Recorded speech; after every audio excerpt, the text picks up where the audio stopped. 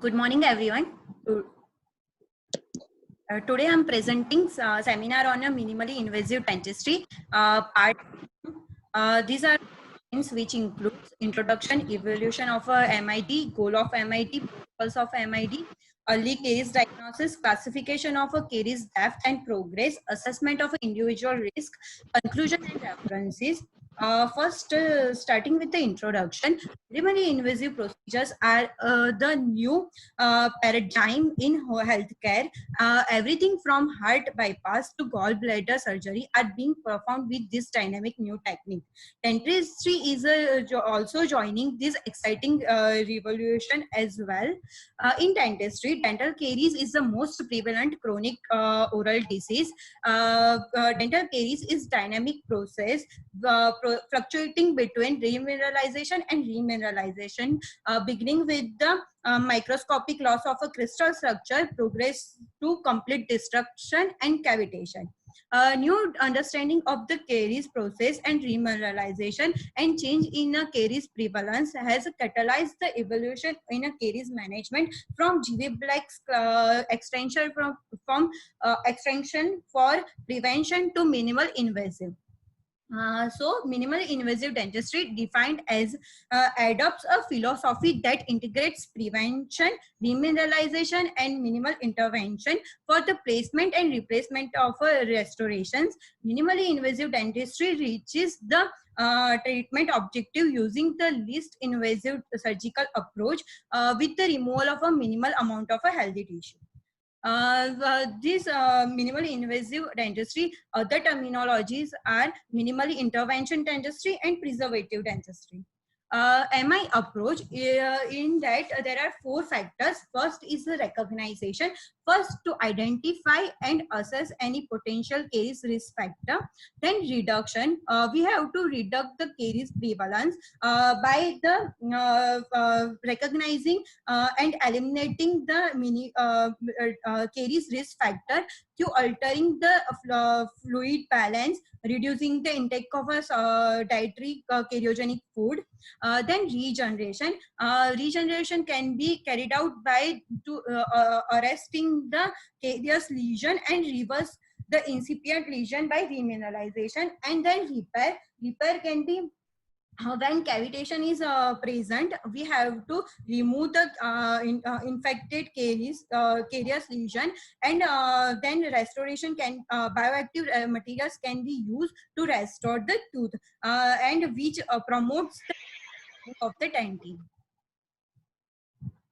Then evaluation of a MID in 1836 to 1915, G.V. Black, he has given a classification of for the cavity preparation. During his time, the surgical model continues to drive dentistry.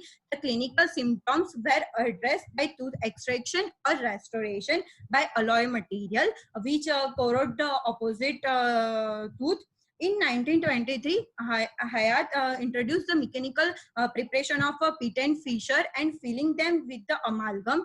In this way, the preparation would be a more conservative than if prepared later with the amalgam. In 1928, Prime suggested the overcutting of the tooth eventually leads to their fracture. Design a class 2 cavity that include a narrow, shallow occlusal step and narrow gingival walls inclined to axial for retention. In 1955, Gunokar introduced the technique for etching enamel surface to make them retentive for restoration. In 1956, Valle reduced the intercuspal width from recommended 1/3 to 1/4. In 1963, Zinks introduced tunnel preparation. In 1964, Gilmore recommended the proximal clearance from the adjacent tooth to be limited to 0.5 mm compared to the Black proposed range of 0.8 to 1.2 mm.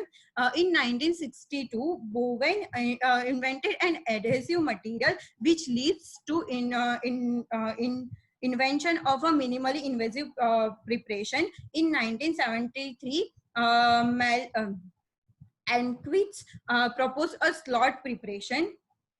In 1975, Goldman and Corman made first commercial attempt for a chemomechanical removal of the caries. In 1977, Richard J. And Simonson demonstrated the concept of a preventive resin restoration. In 1999, Hunt suggested the following principle in cavity preparation: gaining access to the body of the lesion without being destructive, especially in a proximal lesion. A removal of the tooth structure that is infected and incapable of a regeneration, avoiding a exposure of a dentin affected by a caries exposure. Then 1997, Graham Mount proposed a new cavity classification to make into account that change in caries activity. Now, this is a management of a caries in old era, drilling and filling, mechanical retention for a restoration. So they remove more tooth structure and extraction. In new era, there is a first we have to check the risk assessment. Then we have, according to the risk assessment, we have to give a preventive care. And if a tooth can't be cavity is more, so we have to restore the tooth with a minimal removal of the tooth structure. Then goal of the MID: first, control of the disease, remineralization of early lesions, minimum surgical intervention of a cavitated lesion, repair rather than replacement of a defective restorations. First, starting with the control of the disease, it is a primary goal of the MID, and dental caries is multifactorial disease, and it has a predisposing factors which controls the rate of the progress of the disease. And predisposing factors such as salivary composition, flow rate, oral hygiene, type and frequency of a diet. So for the control of the disease, first we have to diagnose caries as early as possible. Then caries risk assessment. According to the caries risk assessment, we have to apply a preventive methods, which is a topical fluoride application, Pitt and Fisher application. Then we have to counsel for diet counseling, and we have to encourage child to brush and use oral hygiene measures properly. Then this approach also includes decreasing the frequency of the intake of a refined carbohydrate, ensuring optimal plaque control, ensuring optimal salivary flow, conducting patient education for oral hygiene measures. Agents such as chlorhexidine, topical fluoride then can be applied to encourage remineralization. Now, remineralization of early lesions.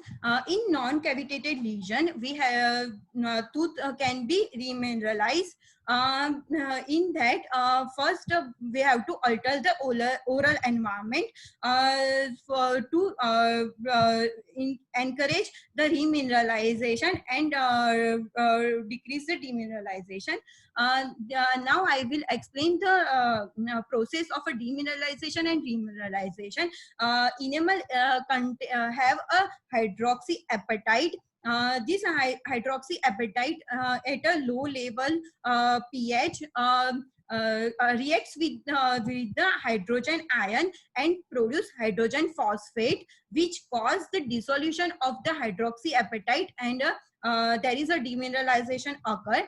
But when there is a decrease in sucrose or carbohydrates in a saliva and increase the pH more than 5.5, there is a increased fluoride and calcium ion, which reverse the cycle, and they react with the hydrogen phosphate and produce a hydroxyapatite, which cause a remineralization of a teeth.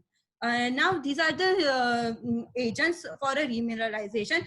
They can be divided into two groups: topical fluoride and non-fluoride. in topical fluoride, APF, sodium fluoride toothpaste, and professionally applied, APP, ACP, Novamine, then resin infiltration technology, nanohydroxyapatite, and enamelin. And now, in a minimally surgical intervention of a cavitated lesion, when surgical treatment is indicated, it should be minimally invasive. So we have to remove only a carious part and use to prepare cavity for a restoration with adhesive material. Favor the restoration for early lesions, especially patent fissure. In management, the non-cavitated lesion can be managed by the remineralization, but the last resort is a surgical management. In cavitated lesion, there is a difficult and impossible to control the plaque. So we have to go for a surgical approach. In that, we have to remove the infected tissue and replace with the suitable restorative material, which facilitates the excellent plaque control. Now, repair rather than the replacement of a defective restorations. The replacement of any failed restoration lead further loss of a structure and weakening of the remaining crown. So we have to rather replace, we have to repair the restoration rather than replace. Now, some literature in that, Yusuf in 2009, in this they have mentioned that the most of the participants have been taught the indications of a replacement and repair of the dental restoration, while the most of them have replaced the dental restoration. Only 42.7% have actually repaired the restoration, as mostly they have no clinical experience, and moreover due to the supervisor's recommendation, and they have used composite mainly.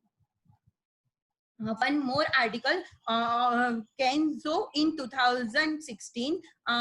In this article, repairing instead of replacing partially defective restoration is likely to retain teeth for a longer compared with the complete replacement. When considering cost effectiveness, repairing composite can be recommended more than the repairing amalgam restoration. Now, principles of MID: early caries diagnosis, classification of a caries depth and progression, assessment of an individual risk, optimal caries preventive measures, remineralization of early lesions, minimal surgical intervention of a caries lesion, repair rather than replacement of a defective restoration, assess disease management outcome at intervals. Now I will explain deep one by one. Early caries diagnosis. Caries disease start as a result of exposure to risk factors such as increased sugar consumption, eating frequency, or a breakdown of protective saliva properties. These changes can be measured using a chairside test, which is a karyogram, and other tests are traditional methods, which includes visual tactile inspection, caries detector dyes, radiographic method, and some advanced method, which is quantitative fiber optic transillumination, digital image fiber optic transillumination, quantitative light or laser induced fluorescence, diagnodant electrical conductance measurements, and ultrasonic caries detector. Starting with the visual tactile inspection, it is most commonly used and easy technique, so we can perform routinely. Permits early caries signs to be detected and recorded in reliable and accurate way by using visual indices.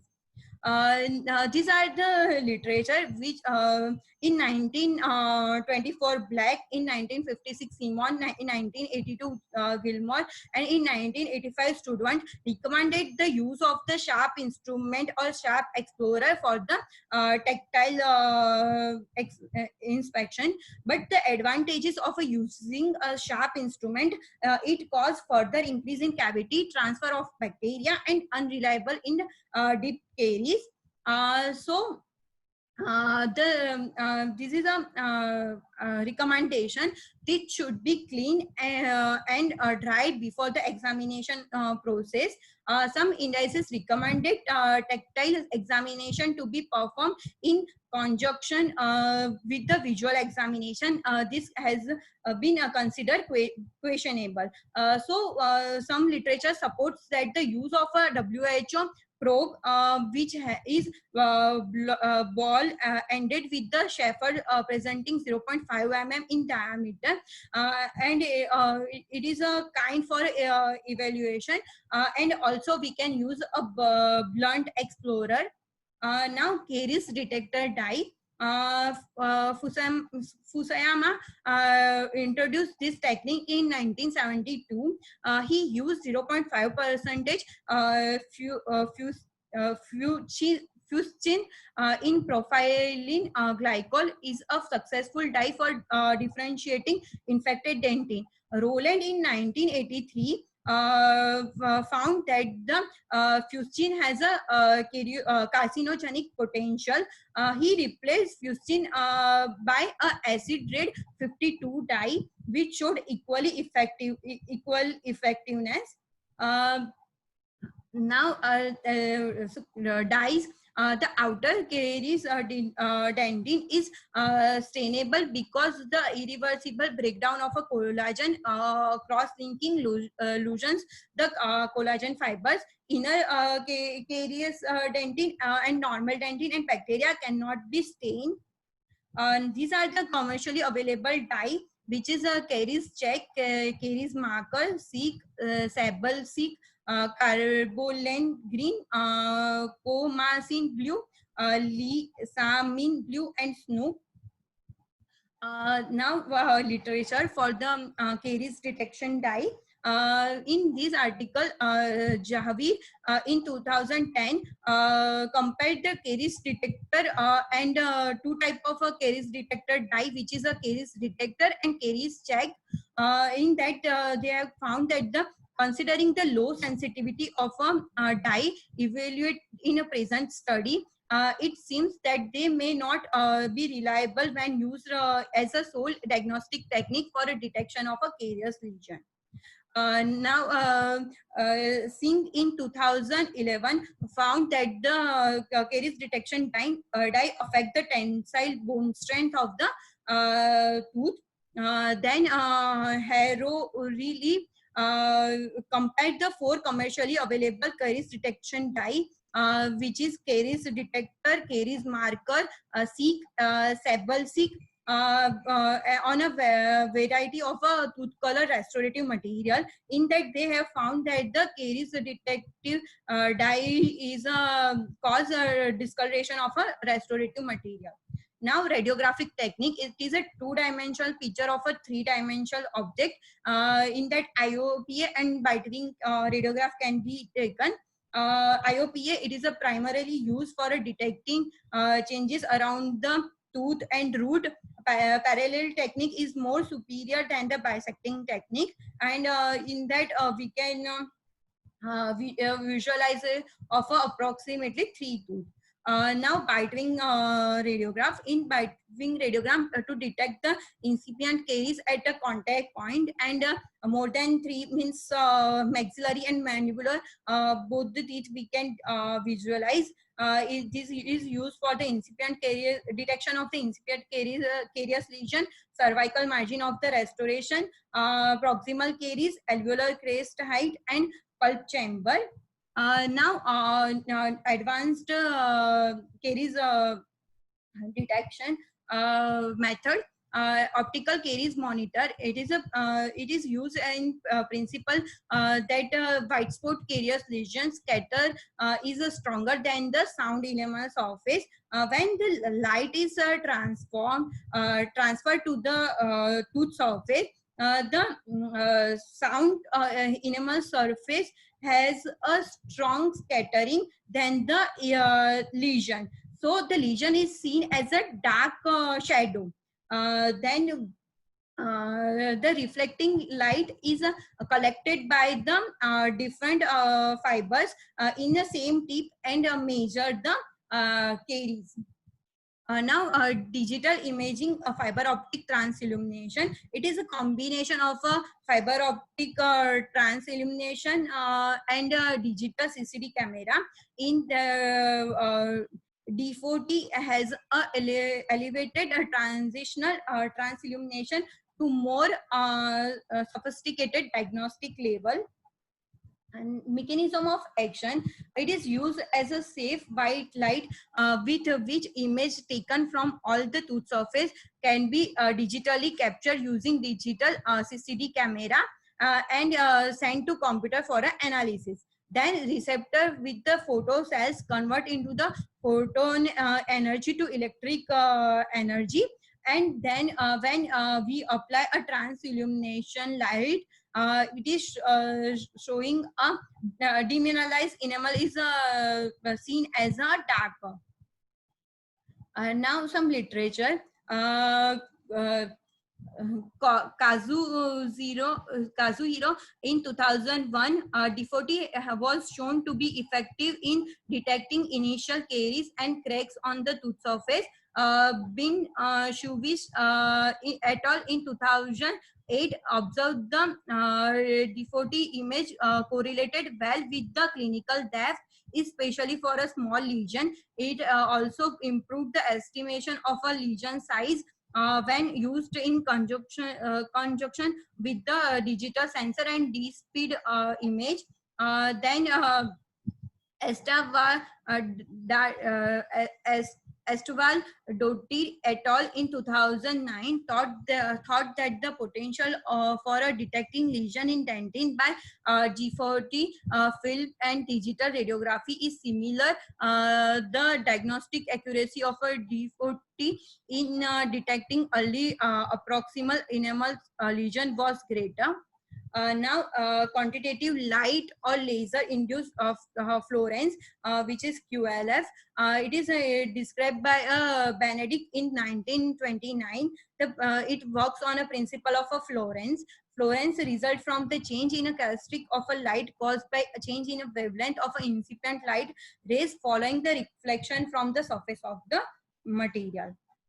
It provides a fluorescent image of a tooth surface within yellow, green spectrum of a visible light that quantify mineral loss and size of the lesion. It is suitable for the quantitative assessment of a early enamel lesion in a visual inaccessible area. And it is also used for the lesion area, depth and volume. Now article Jemens in 2013. This article is aim of the article is to evaluate the accuracy of fluorescence based methods in detecting caries lesion. In that they have concluded in general the analysis demonstrated that the fluorescence based method tends to have a similar accuracy for detecting more advanced caries lesion on all the type of teeth, dental surface or setting. Now diagnodont, which I've already explained, but some it is a non-ablative laser device that emits a visible red light at 655 nanometer. It scans teeth with a harmless laser light and extremely accurate and reliable. The mechanism in that the when the laser light is applied onto the tooth surface, light at a one wavelength is absorbed by the tissue, and tissue emitted a second longer wavelength, which cause of effect of a fluorescence. Red light radiation is less absorbed and scattered by the enamel, possible to measure from underlying carious lesion. Now, one article, Zahra in 2030, in result shows that the diagnodont is an appropriate method for detecting demineralization of a tooth surface, and it is not sufficient for detect the remineralization. Now, electrical conductance measurement. Magitote in 1878. It works on a principle of a demineralized tooth surface has a more porous, which is filled with the water or saliva. It is more conductive than the intact tooth surface. So the greater amount of the demineralization, higher is the electrical conductivity. There are two type according two type. One is a site specific, one is a surface specific. In a site specific, applied the probe as an electrode into the features, and the electric conductance of the site is measured. To prevent the current leaking, we have to apply a airflow continuously, and the disadvantage, it measures only small area. Now surface specific, it works at 23 hertz. In that, this technique measures the entire occlusal surface, which is covered with an electrolyte containing medium where electrode is placed. Now, other two instruments based on the difference in electric conductance of a carriers and sound enamel were developed. One is a Vanguard electric carriers detector, which is used current of 25 hertz and measure the conductance was then converted to an ordinary scale of 0 to 9 and carries meter, which is used 400 hertz, and it measured the conductance was then converted to 4 colored light, which is green, yellow. Green means no carries, yellow means no enamel carries, orange means standing carries, and red means purple involvement. Now one article, in this Yunlu has compared the laser fluorescence electronic carries monitor and carries detector dye, and concluded that the laser fluorescence is most effective. Now ultrasound carries detector, it is used for the smooth surface carries, detecting the smooth surface carries.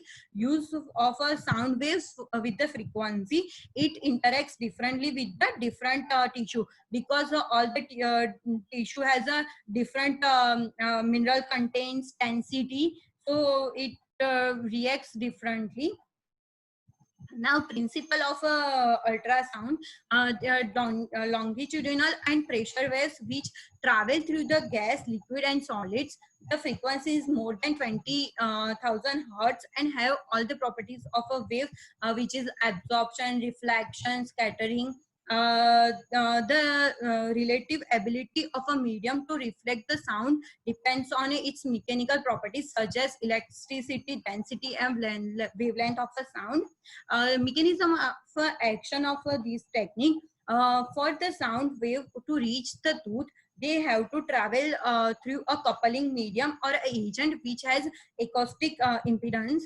In that coupling medium, most commonly used are water, mercury, then the saline, and ultrasonic probe is used which sends and receive longitudinal waves to and from the surface of the tooth.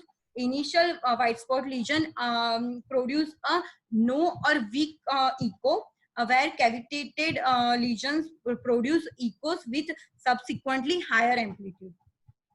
Now some literature by Metlon in 2007 found that the ultrasound carries detection exhibit a higher sensitivity than the radiographs, but a lower specificity. This study presents a new diagnostic tool that can reduce the patient exposure to ionizing radiation and improve caries detection. And now one more article by Kim in 2019. High frequency ultrasound imaging has a potential to detect early dental caries and offer information on a invasive depth of early dental caries quantitatively. Now now classification of a caries depth and progression. The rationale of a new caries classification system proposed that the only necessary to gain access to a lesion and remove the area that are infected and broken down to the point where remineralization is no longer possible. The new classification system is based on the site and cavity size. Then focus on the treatment oriented approach rather than the diagnostic approach. It is given by a Mount and Hume in 1977. According to the site, it is divided into three groups. Site 1, which include pit fissures, enamel defects on an occlusal surface and smooth surface. Site 2, proximal enamel immediately below the area in contact with the adjacent teeth.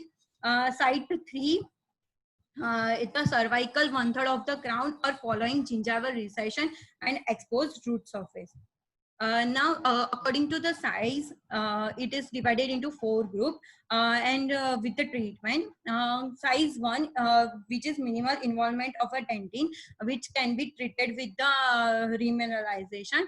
Size 2, moderate involvement of a dentin, which can be so in this tooth is sufficient strong to support the restoration, so we can go for the restoration. In size 3, cavity is enlarged beyond the moderate involvement. In that the remaining tooth structure is weak, so we have to give a retentive groove, so the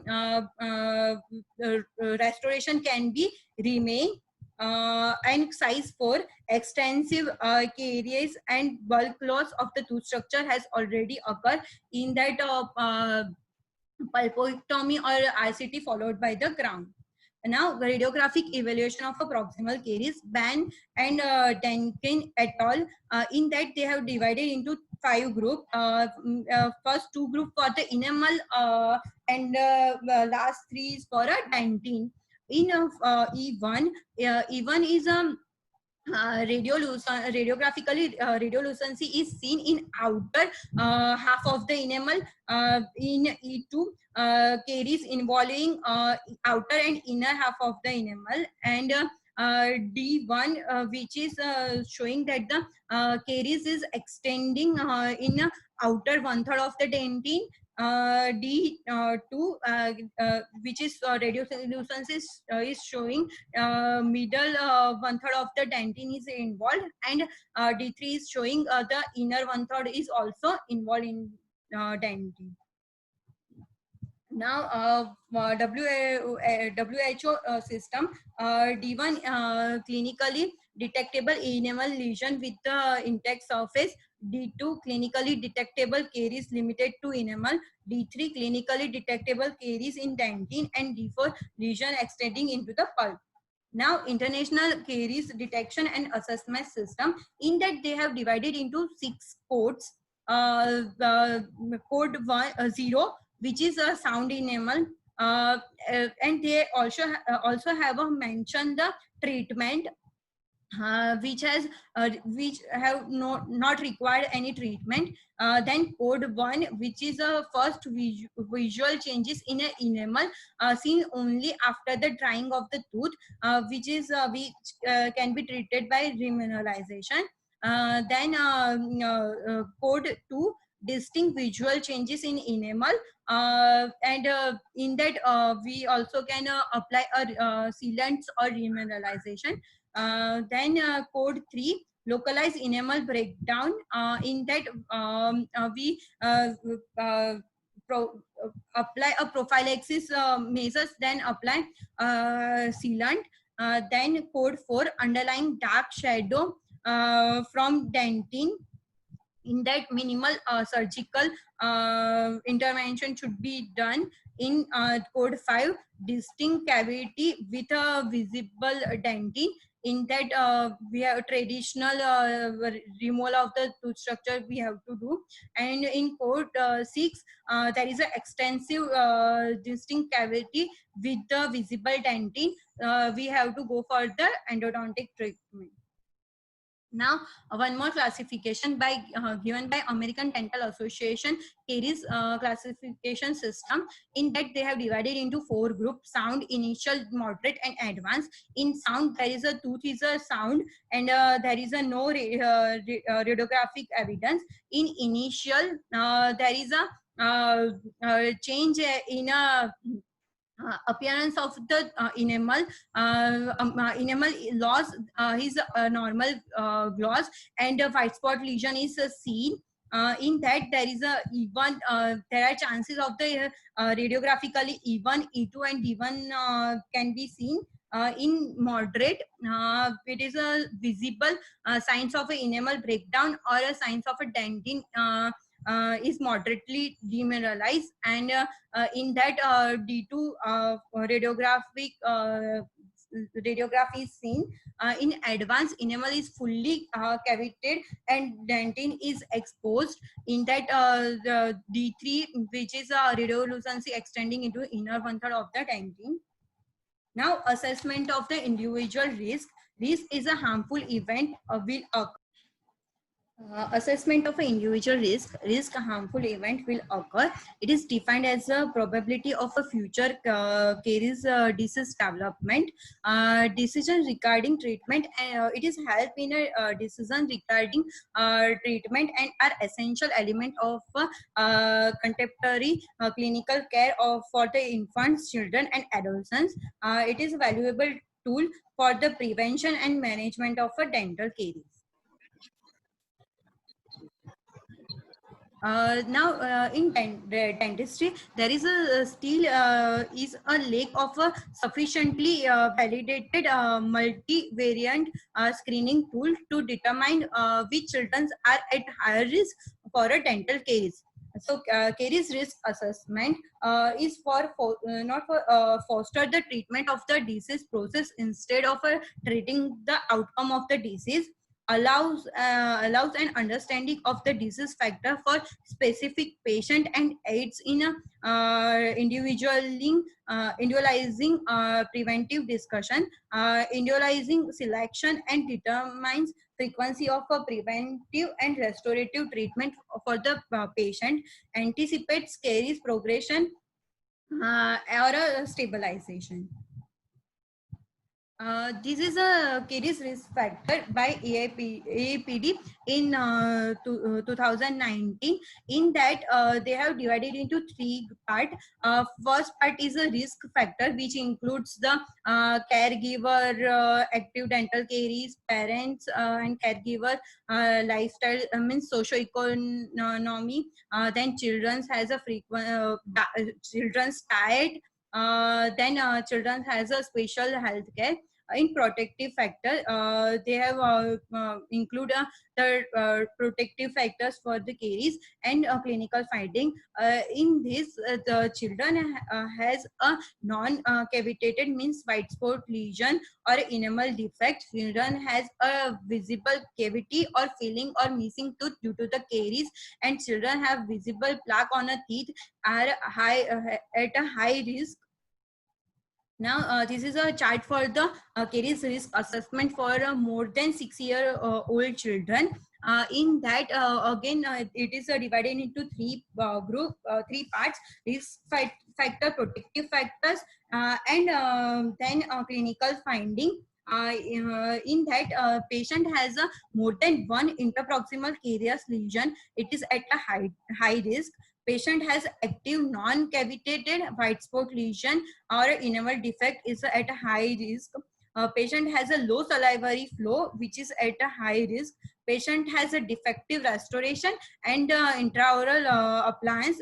They are at a moderate risk. After the summing the high risk and the total ticks, we can overall assessment of the dental caries at a high, moderate and low can be given. So I would like to conclude that the prevention, which is greatly said that the prevention is better than the cure. It is not possible to really imit the natural tooth structure, but we can preserve as far as possible. So first, we for the prevention of caries progress, we have to do early diagnosis of the treatment. We have to check for the caries risk, and according to that we can decide our treatment plan. Thank you, ma'am. Thank you so much. These are my references. Thank you.